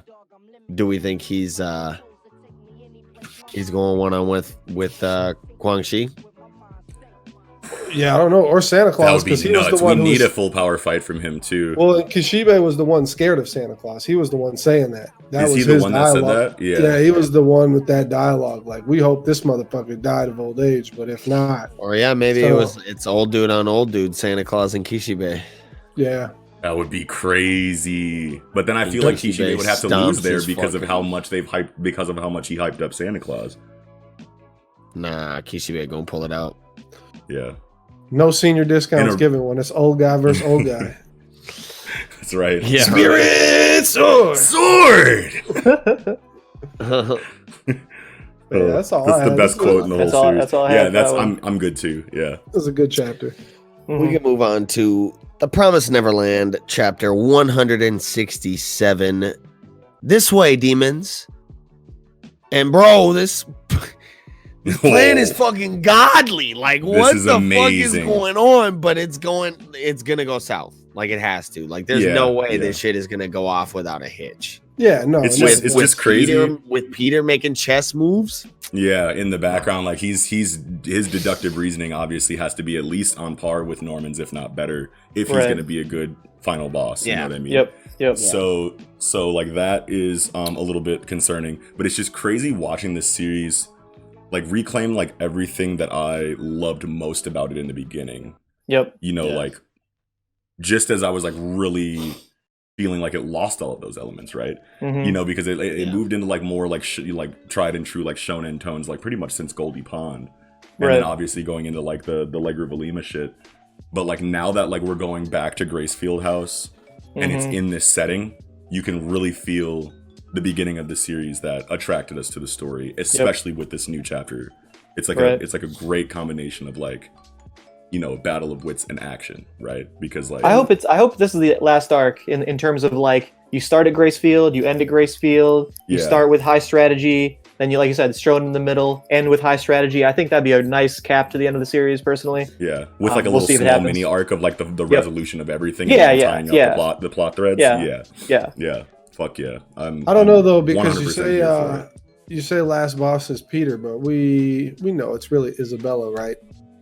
Queen Isabella is actually last boss. They're right? both there. They can both be the boss. redeem, if she doesn't She's- redeem in some Sure. She's way. got Yeah. Peter. She's got Peter on a marionette right now. She's manipulating Peter to do. Yeah, and it feels a what she lot wants like Peter that, to and do. I Got him on the love that. strings. But like that could either be because she, you know, wants to, you know, take that and run with it in like an evil way, or because she's really on the side of the kids when it comes down to it, and Peter is gonna get like I'm assuming he's gonna find himself in like an amazingly strategic position, you know, and think that everything is straight, and then Isabella's like, Backstab. you know what I mean? Like, yeah. But I mean, like, I feel like that's like too easy to see coming uh. for a story like this. Yeah, I feel like, maybe. or maybe the final boss is Phil, and we all get what we want. But Where is Phil? where is Phil, bro? God, dude, I can just He's see up- like I can just yeah. I He's can on see the comms. Peter's Up just there like in the- I can see Phil he's being up there in Peter's the- like trump card, right? You know what I mean? Yep, because he knows he's like, this is the one you were most attached to. Yeah. This is the one I Sure. kept in Mhm. the cage in my office personally. And did Oh y'all? my god. Did you guys know that Emma had like a 200-inch vertical? She like clear jumps over a fucking like 10-foot fucking monster. Yeah. Like, That was nuts. Well, we like- always knew that she was the most physically, like, you know, like Right. good, Yeah. whatever. But She's like dunking that's from kind the of 3-point excessive. line. Yeah, she's dunking from the parking lot. yeah, Yeah, for crazy shit. So that was pretty cool. And then the demons like blocking the bullets was pretty cool. You know, like, hey, they know our they know Yeah. our weaknesses. They know they're gonna attack for our optic nerves or whatever. And Yeah, and that was really cool that they like it seemed like it was like kind of like even on like the these kids have a plan but we're ready to deal with it kind of situation, and then they all Yeah. get let into a fucking room and then knockout gassed. You know what I mean? Right. Which is really fucking cool on like the strategic side of things, because it's like, let's save our bullets for the final boss and deal with these guys in a way that they're definitely not, you know, assuming of us. Because like they can know as much as they want about these Gracefield House kids from whatever research they've done or their time that they've spent with them, but ultimately what makes them really special is their ability to formulate a plan that's outside of what they know you're already assuming about them, because they're that much more adept than than anyone is ready for. That's what makes them the highest grade, meat or whatever, is that they're that special in these kind of situations. That's why they escaped the first time. Yeah. Vincent's about to get banned and reported because he's got hacks, bro. He's hacking this shit. Yeah, bro. I was sitting there, I was like, wait a minute, this is a little too much, bro. Like, he got hacks, bro. Yeah. Tweaking the Rust I was like, you found where everyone's at, and you hacked into their control room, and you fucked their communications up. He fucked their communications. Like, you're basically telling me that Vincent is gonna die next chapter. Like, you're basically telling me that everyone in that room is dead next chapter. Is basically like what that tells me, because it's like, you can't get check marks in all of those areas all in one chapter and then act like you're just gonna skate. You know what I'm saying? Like, yeah, like, I don't know, bro. Isabella's got better hacks. Guaranteed. No, no matter what happens, I'm just gonna say Isabella's gonna one up him. No, it doesn't matter. She's gonna outplay Peter. She's gonna out hack Vincent. She's gonna outthink fucking Norman. She's gonna out jump fucking Emma. Everything. Yo, wow. Harder, better, faster, stronger. Yeah. She like leaps over Emma, dunks on her from the half point line. Yeah, half point. Yeah, half point line. I almost said half point too. That's funny as hell. Hey, I'm just like, what test was just Saturday? Yeah. I'm just thinking, like, what language is everyone speaking here? Because there is a demon language. Yeah. But Peter is yelling all these demons over the intercom. I guess everyone's just speaking Japanese in these chapters, right? Yeah. Like, I guess demons speak Japanese too. They're right. Like, and like, I mean, obviously the computers are in Japanese. Are the computers all human tech that was brought over? Did demons make computers? That's a really good question. How can they hack this stuff so easy if it's they couldn't if it's in demon language, right? So it's got to be Japanese. Right. I don't think demons are really too concerned about technology now that you mention it, because like they're just like organisms that get our intelligence based. But if they had our intelligence from eating us, why would they not? Right. Well, they can't be, because intelligence is everything. Like, you'd win every war. The humans would win. It doesn't matter how strong physically they are. The humans would dominate them if they controlled all technological. If they had every technological advantage. There's no way the demons would have ever been able to get in this position to begin with. It's a great point. I don't think we're gonna get a good answer to these questions. I mean, I thought I thought them. I'm like, what are you doing? I thought in that Leovis flashback there was when he was like, oh, when I was younger, there was like a panel of him like standing on top of a pile of bodies with like a spear. So they got the internet in this world, because like I don't see any poles with cords of any kind, or any kind of you barely get to see electricity. You could have like a computer network in the building. It could just be an internal network into the building. It doesn't have to be internet. Yeah. I don't know. Yeah. They're all landlined up. Yeah. You can do that. Yeah, it's 1998. We're playing Halo. It's the HUD's 2002. 98. 3000. Oh, what year is it? I don't know. Yeah, get Windows 3098. It's the best version. Wow. But that's. Other than that, Norman's making all the calls too. That's pretty sick. That it's like Norman versus Peter. Norman takes one look at the situation. Yeah. He's definitely trying to throw the Gung-Gi strategy, over the checkers, Gung-Gi moves. Norman. I feel like Norman has to die, not from his. I would be so sad about that. I feel like that would throw their plan into the most disarray if Norman dies. Yeah. Will there be another Ray? Fucking the grandma. What's her name now? Isabella. I can't remember. Isabella. Right. Will there be another Ray Isabella? Conflict or discussion, because she's his mom, right? So like, will that be a big point? I don't know. Maybe.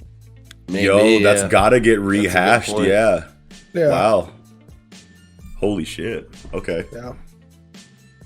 A lot of possibilities here. He's gonna be like, what's going on, Mom? Like, well, son, Remember that Grace Fieldhouse shit? Run that back.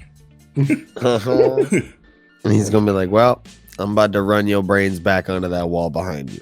I came too far. Great. Oh, That would be fucked Yeah, up. man. That would make me sad if Isabella went out like that. Mhm. yeah. I don't know. Yeah, I know. I She's feel like my I'm much favorite less character. bloodthirsty than you guys Yeah, me are too. when it comes to these stories. I You never know.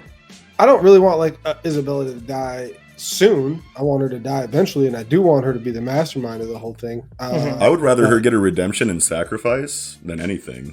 It's just so hard for me to see somebody like her get like a redemption of any, even if she sacrifices. It's like, but you fed like 80,000 children to demons, so like I don't give a Right. fuck. That's right. I don't give a fuck what you do. You can't. Yeah. You can't But it's like a redeemed. self-preservation situation, though. I get it, in that and regard. I Well, get yeah, it, but yeah. I mean, she really has to like save the whole human world with like something that really could have like, you know, if she helps these kids do what they need to do, then the whole world is saved. Well, and even, presumably. like you also got to think about like her mindset is kind of justifiable, where it's like she grew up in the system too, Yeah. and she like I don't know, you kind of Darwinism got to plugged believe her. she's somewhat sincere when she says she Yeah. wants to give these kids a good life Mhm. in the short time they have, you know, because she doesn't want them to be, you know, terrified and know what the fuck's going on like she Right. does. I mean, she's dispelled with that, right? Now she's like, I'll tell you right now, you're all gonna die, for the record. Yeah. Like in the last chapter. I mean, I don't think. Oh yeah, well, because they already know what, Right. you know, they are fully exposed to what the system is. But Yeah, as far as yeah. the kids that are still like, you know, have the wool over their eyes and shit, like she Right, treats them with the utmost love and fucking care. right. Yeah. I don't think Isabella is going to be involved in the resolution of this whole thing, because we still don't know what the wish is, yeah, we Right. don't. the new wish or The whatever, promise, yeah. the promise or whatever. So like, I don't think she's going to be involved. But I definitely agree with Kiko. Like, I think she'll be like perhaps the final boss, or definitely one of the final bosses for sure. Yeah. Yeah. Good stuff. Good shit. Yeah, I think that's all I had for the Promised Neverland. Mhm. That's all I had. Other than you know, Aish coming in clutch. Yeah, save Gilda. Yeah. That shit Yes. was cold blooded. Yes. Gilda's ass just slipping for no fucking reason. I Like, know. We're They're like, you, supposed like I to be kind of so like, physically raw and just like That no, claw like, panel. yeah, So I kind of sad. like, I kind of figured that Aish, and I guess she still could. She can care about Gilda and them, but still harbor resentment towards Norman. But like, I feel like Oh. eventually, like they have to touch on the situation where Norman knew that her demon father wasn't a problem, Yep. and still had Yep. him killed. You know I had what that same thought. Like, isn't she Yeah. against Norman? But Yeah. she's helping. Yeah. No, I had that same thought. Yeah. That's all I had though. Yep. So yeah, we can move on to My Hero Academia, chapter 261. Shit was lit. High Damn. ends. I'm Mhm. relieved to know Yeah. that these high ends aren't as strong as the one that Endeavor fought. That's one Well, they thing that can't I'm- be Yeah. Oh no, 'Cause they're yeah, not no, they're finished, right? incomplete. Yeah. Yeah. because it took the hood 10 hours to stabilize after it was Right. activated. And these Yeah. ones are Well- going to get like a quick burst of power, but they probably are. Will fall off. But what Yeah, does later on. stabilize mean? Does stabilize mean take orders better, or does it mean the powers all mesh and now it's like at full power? It's a good question. Like, Yeah, I feel after like a certain that- amount of time, these ones are going to be like, Yeah, Right, and just right, like bubble right. into melt like a into puddle. nothingness or something. Yeah. Yeah, like Yeah. Sure. I definitely agree. Like, and Mirko is like kicking through him. Like you can see in the panels, she's literally pretty easily just ripping right through these guys' hands or whatever. Oh Yeah, yeah, but the they're- first they're- when Kicks that she one first, head when they off. first Yeah. come out. Yeah, Yeah. and they're regenerated, It's obviously. not but, a like, head. It's like it's his hand. Yeah, Yeah, it's a like a hand hand. or whatever. that That's has a head. mouth. It's It's a, got a it's a mouth hand on of a it. head. It's a Right. hand. Yeah, Yeah, it's yeah. weird. You get some hand head, you know, 2-for-1 special. Ah, But Old reliable. reliable. But taking it back, so a couple of things that I have. So it shows like the little Nomu getting smashed, but that's not Mocha, obviously. Or is I it loved Mocha? it. No, it's Johnny. It's Johnny. That was it's Johnny. Yeah, yeah. When he sees that one getting killed, it's like That's- a flashback to something between him and All for One, and then he's like really upset about that. So I there's a couple. Little Johnny guy have something to do like in a larger way with All for One. So the first flashback is just him hugging Johnny, like, yay, you know, my little boy Johnny. And then then you see where the door is about to smash into the like tubes of Nomu or whatever, and that's when he has the flashback about him talking to All for One. Right. I think they're unrelated. Yeah. I think they're unrelated. Yeah. But so. Yeah, I guess. I mean, yeah. As long as Johnny and Mocha are set. Yeah, I just forgot the first one was because I'm like, wait, is he get smashed and then like jump out anyway? You know, I don't know. I was really confused. Right. On I had to go back and reread it myself. Yeah. Yeah. So, but I really like the panel where you got Rocklock, Eraserhead, and Endeavor like all fighting in the hospital, and they're asking about is the hospital evacuated and. Is it Mandalay? I don't remember which. No, it's not Mandalay. Mandalay's the big, Mandalay is the swole one, isn't he? Though, isn't no? Mandalay's the one with the brunette. Yeah, I think that is Mandalay. Little Bob. Okay. Yeah. Pixie Bob is the one. Yeah, Pixie Bob. Yeah. Mandalay. Wait, no, the dude. No. Yeah, Pixie Bob is. Oh, that's his name. Okay. Yeah. Oh, okay. Yeah. Yeah. Okay. Well, Mandalay meant like a pixie cut here. Bob. Right. No, the one that Rocklock was talking to is Mandalay here. We'll just call her Shocky. Like that's fine. Yeah. But yeah, that was really cool. I also like to see Crust is the number 6 hero. Have we seen him before this? No, a little bit. I think a little like him announced and like him standing around, but not him. When they were all at that meeting. Yeah. And I really, he's the shield hero, and I love to see how shields can be used offensively. Like I love, obviously you're gonna assume he has high defensive stats, but since they're all like little like scales, like like chain links, almost like a chain link armor kind of thing. I don't know. It'd be super tight if he could just like shoot individual ones, like Yeah. I hope he can do. I hope, because he's going to need offense to help Mirko right now. He's going to need some offense. Right. Straight up. We're in desperate need of offense right now. Or he can taunt and like tank while she applies like the DPS. But man, and she's such a beast, man. I love her so much. She's my favorite character. Yeah. The fact that she's getting attacked and like thrown into a wall, but still kicks that one's fucking like, Yep, that was tight. Well, then she says like, this shit's just getting started now. Even though she's like bleeding, and I love that panel so good because it's like shows all this different blood, but it also shows blood like from the nose dripping too. Like it was a really good panel. Fuck yeah. The art in this chapter was really good. Really good.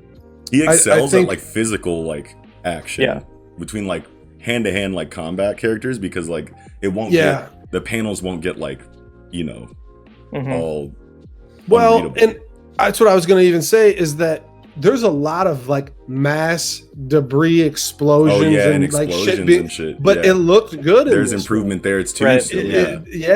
There's definitely improvement there. And see, sometimes I think the mangaka just, obviously Horikoshi knows how great Hero is and how good he's doing with it, that he's gonna have to put in a little bit more effort. I'm sure mangaka are drawing at like 60% of their ability from week to week, because it's such a because it's such a quick deadline. Pace. The deadlines and fucking the strenuous pace of getting chapters out week to week. That if they want to, they can Tabata it every week. I'm sure Tabata just has to spend all his time drawing because the story's not as good. But but that was my problem with Hero for so long, is that I thought I just couldn't tell what was happening in so many different panels. That it really is the major issue with the manga. You know what I mean? Like And on this the one's really storytelling well. side of Like things, I could tell what's yeah. happening, all the smashing that's been going on in this lab, this chapter and last chapter. I can tell everything on what's happened. It's been really good. Right. Definitely. The only one thing I almost couldn't tell was when Mirko kicks Eggman's arm, and I was like, kicks it off, and it's weird. Wait, but it's not kicked off. Like, was he a clone? I was like, is he a clone? And his arm got kicked off, but it was not a clone. It was his shirt being ripped off of his arm, because you later see in a panel he has a no sleeve on one arm. So he's he's just kicking his like device out of his hand or whatever. So I was, but she got knocked off kilter by the dude hitting her. She like jumps and slams into her hip. Right, Mocha. Yeah. Right. Yeah. Mocha, yeah. So I was kind of confused about that. I thought what you thought too, like there wasn't actually an arm there, but it could also be that his arm got completely kicked off with the sleeve, and then somehow it gets regenerated by Mocha. You know, no, like because like because of this, I was thinking like, is this another Twice clone? Yeah. And now I'm like, it definitely is not. And this was the chapter that did it for me, because if you remember last chapter, the Doctor was with the main, what's the main bad guy's name? Shit, I don't even remember anymore. Shigaraki, right? So he's right there with the Shigaraki tube, right?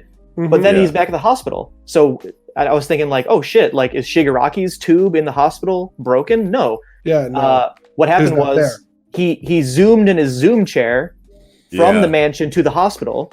Yeah. And at the end of this chapter, now zooms back to the mansion. Yeah. So like it is the real Doctor that we're. Yeah. I'm sure it is, right? Right. Yeah. But for a second, I was like, is this another clone? Is he back at the mansion this whole time? But no, he actually has been zooming back and forth in between. And it's like some sort of high-speed chair or something. Doctor Doom shit, some fucking Naraku shit. Like, I was never there. Out of there. Yeah, I still don't really get it, because when Mocha jumps and hits Mirko, the Doctor is in a puddle. His whole body's in a puddle at that point, and then forms itself back to be 100%. And all of a sudden, really? That was Mocha, like doing that.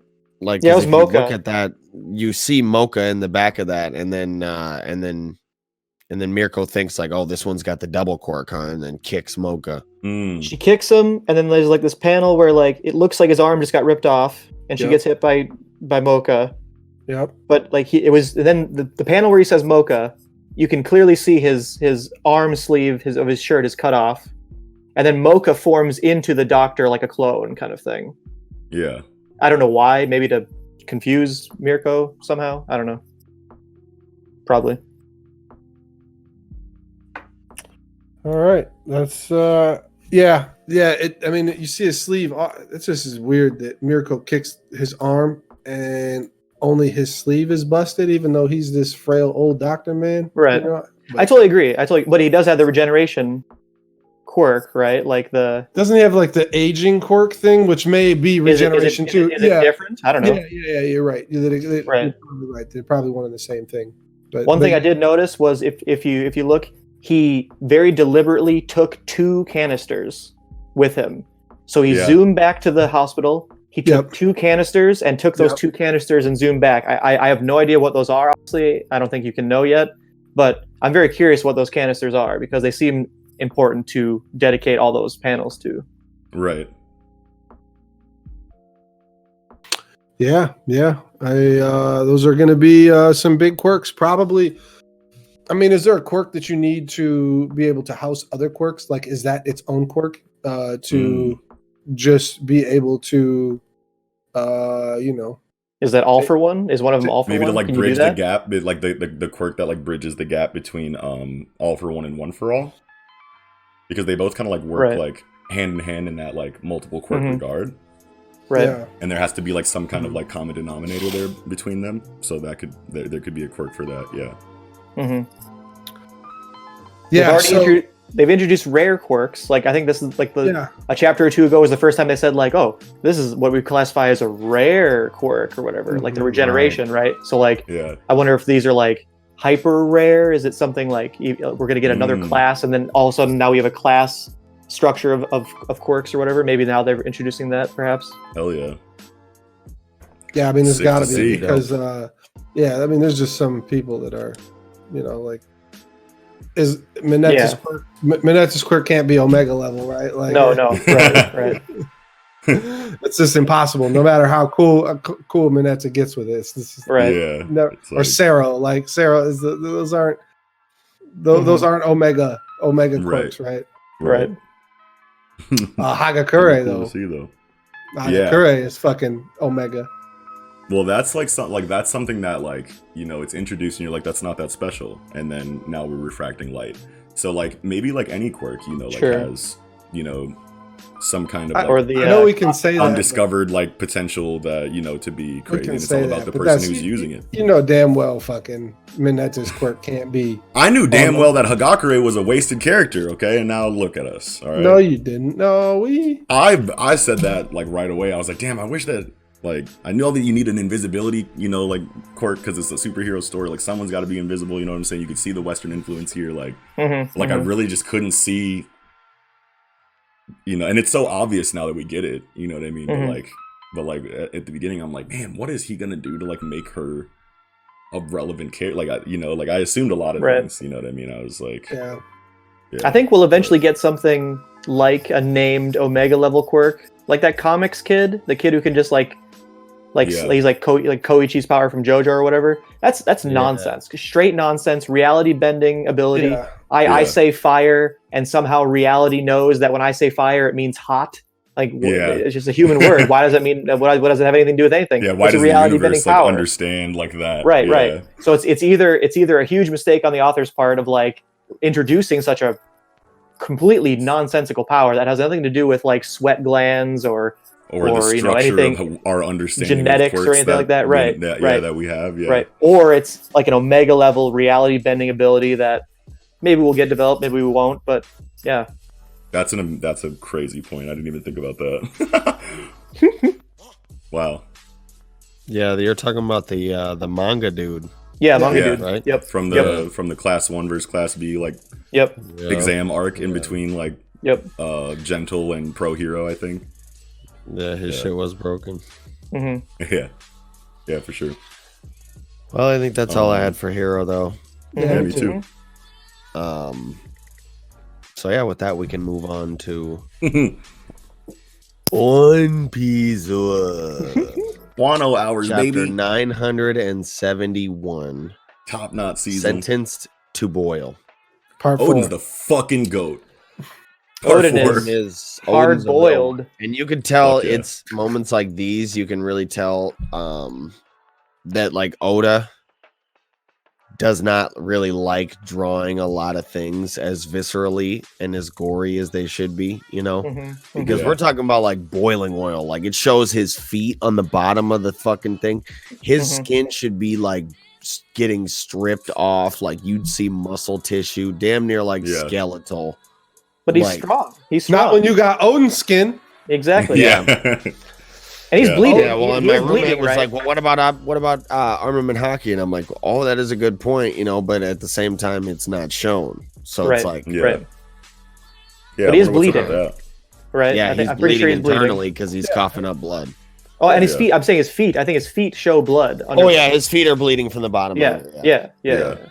But it's just way fucking crazy. Less than what it would be. Well, and they show random guard A. Falling into the guard A. Yes. Getting melted into fucking. I really like that because like it's almost like for the benefit of the crowd around, like for the crowd in the story to prove like, that this is legit. If you fall in here, you're gonna die. Then to show. Odin, that Odin shit. is fucking. Yeah, he's been taking that shit, right? Because there's always that one person in the crowd like that ain't no fucking pot of boiling oil. That fucking bullshit. Exactly. These fucking guys are gonna go down through a fucking trap door in the fucking bottom of the bowl. Right. Watch, I bet you will fucking see him walking around town next week. Yeah, right. Fucking guard A falls in the fucking pot. Guard A falls in the pot. He's like, oh my fucking God, Jesus Christ, you see he's fucking burning right there in the street. Oh. Yeah, and for the skeptical like onlooker in the crowd, and also for like us as the reader, right? So that like because like now this scene is like a lot more impactful because it's been reinforced by just how dangerous this oil is for a regular person. So you can see how different Odin is in his durability, right? And the explanation spontaneously combust. God, I hate Orochi, man. I just hate that like Kaido and Orochi are sitting there hanging out, drinking. Like, drinking. We're gonna watch this shit, and like Orochi, it's like you're a little bitch. You ain't do nothing. Like I hate. He knows it, and he loves every moment of it. That's why they fuck that shit. And the words that we get from Shinobu, Orochi, that confirm, like. The Odin's, like deal with Orochi to like dance and like save however many people. See, like this is what I'm this is what I'm talking about because like people were upset with the chapter, of Odin starting the dances coming out of like obviously like Roger shit is just gonna be crazy. You know what I mean? So like coming out of like that Roger and Whitebeard like final voyage like type shit. Of course that's gonna like going into something like. Ridiculous like that is going to seem like kind of underwhelming, but like to assume that like Oda like blew it or something like that, it's like it's like come on, dude. Like, do you know who this is? And like that, and like that's like my problem like with people because I feel like the internet has like given people a voice that they think like matters more than it does, and like obviously okay. People's opinions matter, but like when it comes down to like saying that like this story is starting to suck now and Oda's losing it, it's like fam, like this is the point in the series that like he is killing himself to get to. You know what I mean? Like his work schedule, that he does that's like superhuman to get him through this story on 2 hours of sleep a week. You know what I mean? Is because of how excited he is to get to Endgame One Piece shit, which we're like technically in right now. Like this is where arguably this is definitely Endgame. Like this is where arguably like the most of his like passion and precision is going to be in his storytelling. You think that this motherfucker, because you can't see a logical explanation for something weird that happens that seems ridiculous, that he doesn't that one doesn't exist. You know what I mean? Like that's what you fucking think because you fucking you talk about shit on the internet and get X amount of fucking likes, or X amount of like pats on the back for your weird fucking takes that you have on fucking shit. So like you just have assumed that you can guess a genius storyteller's fucking thought process on things and just assume he don't got it like he like used to. Like, come on, bro. Like this is what he's been waiting for.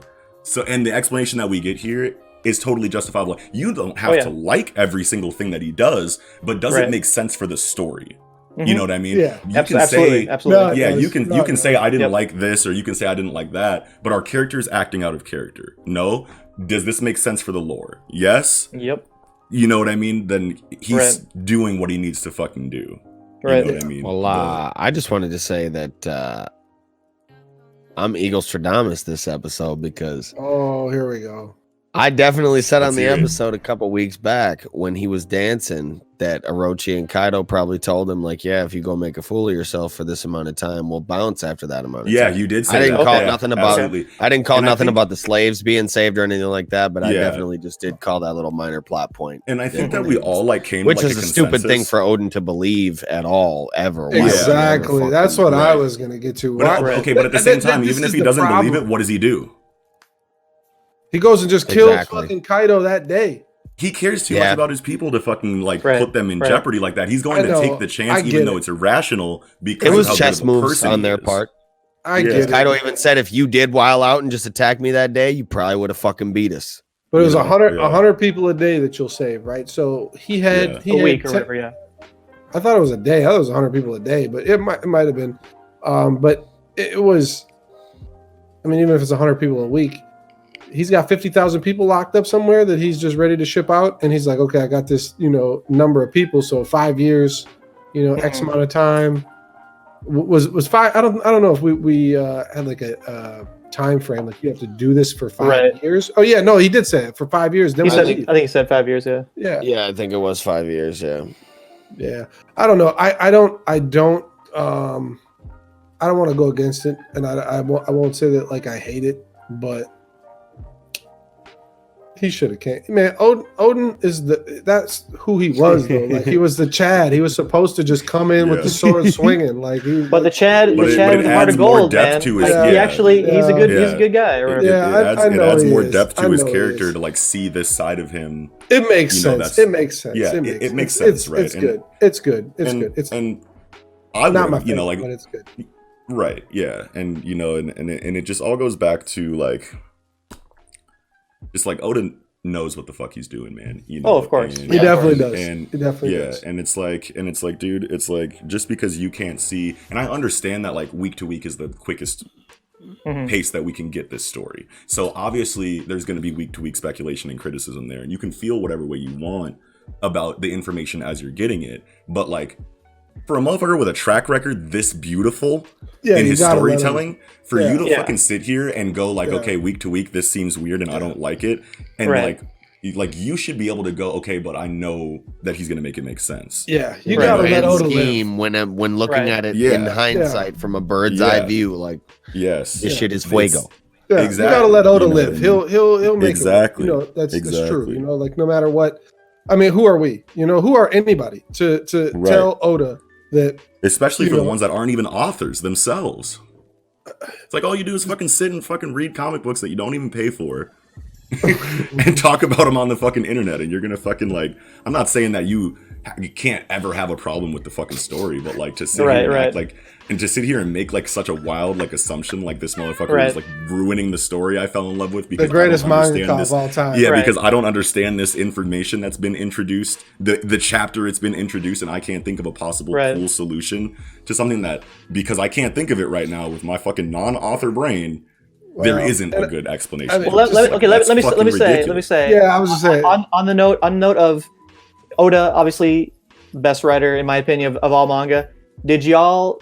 I didn't know this myself. I saw this as I was trolling the internet or whatever. Have you ever heard of Ishikawa Goemon? It is a Japanese folk hero, and this is now Oda bringing in yet another cultural reference that he's super famous for, and all throughout the entire story. Let me read you a couple things about this Ishikawa Goemon. So, semi-legendary Japanese outlaw hero. Apparently his birth, his time of life was 1558 to 1594. He was a dude who like stole gold and gave it to the poor.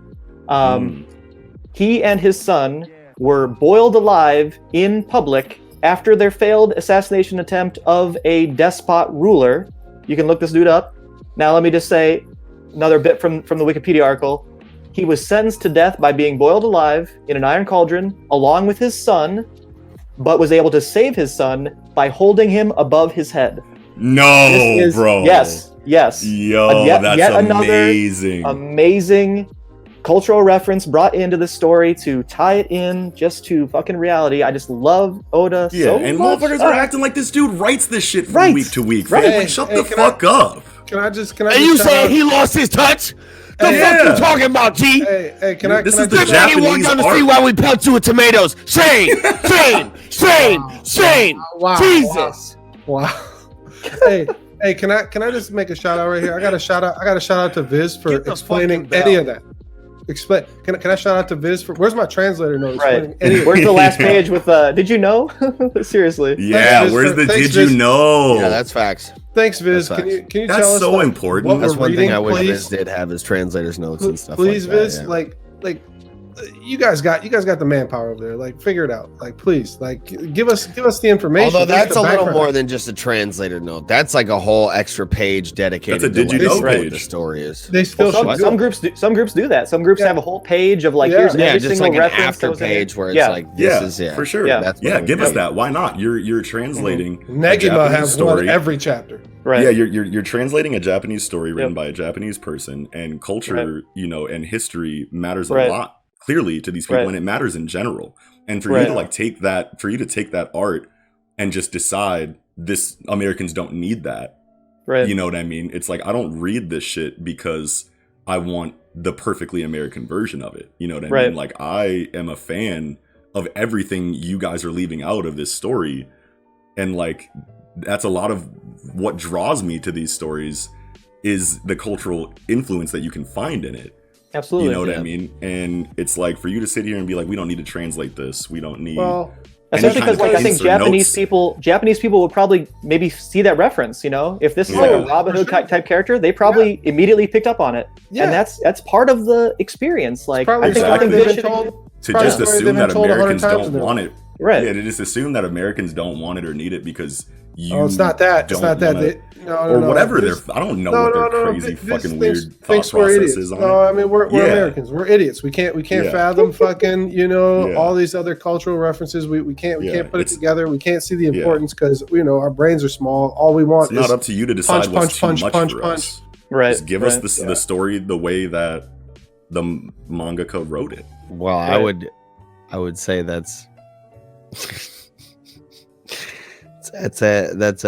a fairly valid assumption when it comes to the masses. Yeah. Okay. Doesn't mean we shouldn't get it. Punch. Yeah, it doesn't mean we shouldn't. Right. Doesn't mean we shouldn't get it. Exactly. So is Odin gonna last the whole hour? Because it's only been like 5 minutes. Yeah, it's only been 4 or 5. Yeah, but I mean, obviously he will. What's he gonna look like? What's he gonna look like? It's gonna be him dead, standing there like Whitebeard, dead, still holding them up. I think based on that cultural reference, Ishikawa Goemon, I think he's definitely gonna last the whole hour, and that's what saves the scabbards. Sure, yeah. And I feel like his hair is honestly doing like 70% of the work holding them up. So most stuff. It's like that thing's just like a giant plaster disc. It's just like he's just balancing them with his fingertips, barely. Like his hair's holding all their weight. So can we agree? That weight. Can we agree now that Shinobu is not the traitor? Yeah, clearly. Clearly, right? Been there, yeah. Right. I haven't been there until just recently. I was team fuck Shinobu for a while. I know you were team Shinobu. Traitor. So I was like, are we clear on this? Not Shinobu, right? Yeah. Fuck no. But I will say, I don't know if y'all have thought like too much about like who the traitor is necessarily, but like it's got to be someone with a devil fruit, right? Yeah. I was saying that we got a lot of probably the biggest hint that we've gotten in the story thus far a few chapters ago when the clone fruit lady was able to turn into Momonosuke. Yeah. So that means that she has turned into somebody where she was able to get close enough to him to touch his face with her left hand. Yeah. Or whatever that means. But at the same time, however Bon Clay needed to touch their face with his left or right hand, one of the two. Right. So it's somebody who was able to get close enough to do that. And that's a clue there. But see, like the thing about like Oda's storytelling that they would think that it would be shown offhandedly somewhere. That's the thing is that like I feel like Oda's storytelling is so hard to predict because he'll leave a gang of breadcrumbs for something that makes you positive that you can guess what it's going to actually be.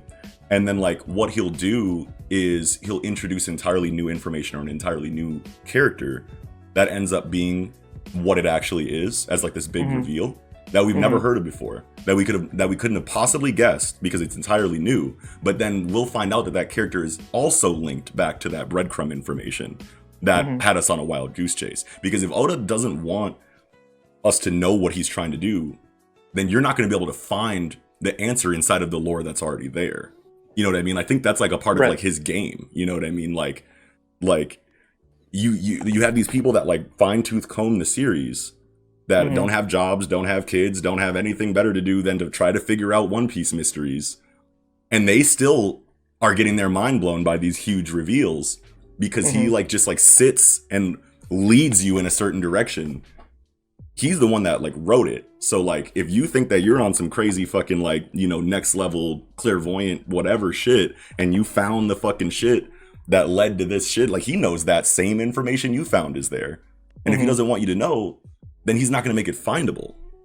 Regardless of how much you think the information you found makes sense and leads to a certain outcome. Yeah. What a friend had told me one time was like, Oda gives you like something to believe in, a theory that you're going to buy into or whatever, but he always gives you something better than anything you could have imagined, right? Yes. So he lets us, talk about all this stuff. There's tons of things we can talk about, but it's going to be better than anything you could have possibly thought of. Yeah, and especially with a situation like a traitor, and considering how many suspects there are with evidence that support them, I'm very confident that it's someone we can't find. Which is not a scabbard. Right? I'm not 100% sure. I mean, I think it has to be somebody closer. Or I think it's a scabbard or somebody like it has to be somebody. It's not just a random ass person. Or at this point, no. It has to be somebody close enough to let Hiyori Momonosuke, like all the Yeah. other scabbards, Yeah. let this person touch Momonosuke's face. That's Yeah. by the rules But of the the devil evidence fruit of that have that been person- established and the- set bona fide. Yeah, the think evidence to it's support They killing have that to person. touch his face. Yeah, I know, but like the evidence. No to way. And the other vassals have to allow him to touch his face. Like it has How to could be we okay Kinemon? with the mother, the bodyguards, the Yeah. father, that this person touches Momonosuke's face. I'm just saying So that it's if got to it be is, somebody very close. if it is a character that we know about, then it's going to be a character that doesn't have any evidence pointing to them, and then we're going Sure. to find out once that reveal is made that it's that character, that they have all this evidence to That's support why I them think that we it's just didn't, Kinemon. No, we just didn't know. I think there will be hints of evidence. Like I said, like I think it's gonna be someone with the devil fruit Yeah. because Orochi's got a devil fruit, the clone Kinemon. fruit, right? And So then, Kinemon. considering but- how much people look into this shit, then that person should already be a suspect. It's. I agree with you that it's gonna be someone we don't expect, but I think there will be evidence to retroactively tie it Yeah, back in a good way. retroactively, but not So- there already. When you get a Everybody's chance, suspect, really, definitely. When you get a chance, in my mind. go back to last chapter 970, page 17, and there's the last page when they're saying like they're all gonna be boiled to death in the square, and like the top part of the page is the scabbards, and the bottom part is a big panel of Odin, right? Yeah. Look at their eyes. Everyone is looking right, except for Raizo and Kanjuro Shit. and Otsuru? No, not Otsuru. Okiku. Yeah, okay. Like everyone is looking. Like most people are looking right. Some people are looking left. Right. I think it's that subtle. Yeah. That subtle hint. Yeah. That hint of a potential. Why, And it would have to you know, be like, something like that, not like actual like hard evidence that you could tie Right. back to. That's like Right. sketchy, like, you know, to the lore. You know what I Right, mean? Like right. this person harbors, you know, resentment against this character for certain reasons. So Right. that it's got to be this one because they're mad. You know what I mean? It's gonna be like Right. little shit like that. Like like because like Eagle said, anyone can really be a suspect. Right. Like, is there evidence? Does Raizo for the lore to does support Raizo them have a being devil fruit? traitor? yes. what's Oh wait, that? no. I was thinking of Kanjuro. No, I don't think Raizo does have a devil fruit. He's just a ninja. Raizo does have a devil fruit. He does the trapdoor shit. Oh, Is that a fruit? trapdoor. I remember Not just something a about ninja. trapdoors with him, but I don't remember specifically if we knew that it was a I mean, fruit. I mean, Bluno's the door, you know. So I No, don't. no, Raizo's like the trapdoor. Hmm. Hmm. Be Yeah, I worth don't looking remember. into. Potentially. All I'm saying is it's going to be someone with the devil fruit, and my guess is Kanjuro. Yeah, Kanjuro is the weirdest one. I think Raizo just uses ninjutsu. I don't think he has a fruit. That's what I But thought too. I could be wrong about that. That's what I thought too. I'm skimming the wiki right now. I didn't see anything about a fruit, but it Kanjuro, could be revealed to be a fruit. I've seen a lot of theories out there that people think it's Kanjuro, and there is some kind of, you know, substantiating evidence. I guess I can't say that because I don't remember what it is or whatnot. But Right. I just think he's the weirdest one. You know, I feel like that's who people would look to, and I feel like Kinemon. You would never expect Kinemon for sure. You never, Yeah. You there- never, there's ever, a ever weird would. reason. I feel like his face is just kind of malicious looking, no matter Yeah, what. Even when he's like untrustable. untrustable. Yeah. There's Sure, that. sure. And he's kind of a womanizer, even though he's supposed to be in love with Otsuru for all these 20 years, you know, Sure. and I don't know, there's just a few things that kind of like put him off. Kitsune, Foxfire, you know- Trickster Fox. Oh, Sure. yes, sure, exactly. sure. And I like that. and that his devil fruit is disguise, basically. Oh, okay. Sure. There's just But a few. why would he be with Momonosuke so long and not I kill him? I don't Yeah. know. Well, True. and maybe I don't know. Maybe he wants to take over himself, but I don't know. Who knows? Yeah. You're right. That he was with Momonosuke for the longest period of time. You raised a lot of good points though about You did. Kinemon for You sure. did. But I just don't. It's so hard to like look at a lot of these. Like I don't think it's either one of the Minks. I don't think it's fucking No. Inarashi or Nekomamushi, No. and I don't think it's fucking the Kappa Kawamatsu, because he was holding Hiyori down for all those years. Mhm. There was these like a good couple theories about Okiku and why it made sense. There was some kind of, you'd have to look it up, some kind of Sure. fucking old folklore with Japan, something about dropping plates or some shit. I don't fucking remember. But, but yeah, you should look it up because it was pretty interesting. But then there was somebody, in the same form, kind of proving them wrong with their evidence. Sure. But it was a good theory. Now Kanjuro, he's terrible at drawing, and his ability is drawing. Yeah. What if he's not terrible at drawing? What if he just dicks around to make you think he's bad at drawing, and then he's gonna bust out real drawing later? Maybe. That would be crazy. That would be sick. Fuck yeah. I would love to see that. That'd be super sick. Yeah. So we'll see. But that's what I got. That's what I had. I'm good too. Great discussion, you guys. Hell yeah. That'll do it for this episode of the Project Manga Podcast. Thank you all so much for watching. If you did, make sure you leave a like on this episode if you enjoyed it. Make sure you smash that subscribe button if you're new to the show and you've been enjoying the Project Manga Podcast so far. Make sure you leave a comment in the comment section down below. Let us know what you thought of this Weekend Jump. And as always, make sure you visit that link tree in the box down below where you can find links to any and all of our online communities, any audio listening platform you'd like to consume the podcast on, and as well as that, you can find links to support the podcast if you feel so inclined. And with that all out of the way, this will be another remarkable episode of the Project Manga Podcast. Wrapping up, I'm your host, Eagle. It's your boy, Kiko. Oxy. Nickums, nice to meet you. Sarabada.